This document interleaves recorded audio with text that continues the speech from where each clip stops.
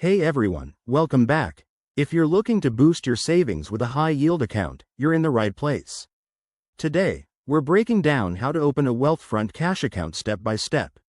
Wealthfront is a popular robo-advisor that makes investing and cash management simple, and their cash account offers competitive interest rates, FDIC insurance up to $1 million, and zero account fees, perfect for beginners or anyone wanting to grow their money smarter.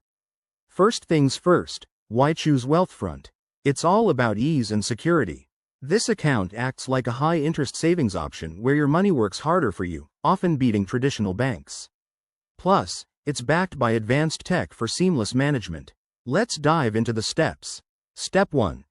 Head to the Wealthfront website or download their app from the App Store or Google Play.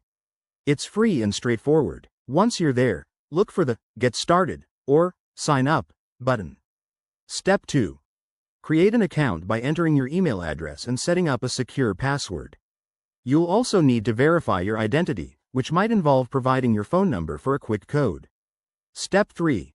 Fill out your personal details. This includes your name, address, date of birth, and social security number. Don't worry, it's all encrypted for your safety. Step 4. Link an external bank account. Wealthfront will guide you through this. Just enter your bank info and make a small test deposit to verify the connection. Step 5. Decide on your initial deposit. You can transfer money from your linked account or set up automatic transfers. Once done, review and submit your application. After that, Wealthfront will review your info, which usually takes just a few minutes to a day. Once approved, your account is active, and you can start earning interest immediately. One more tip.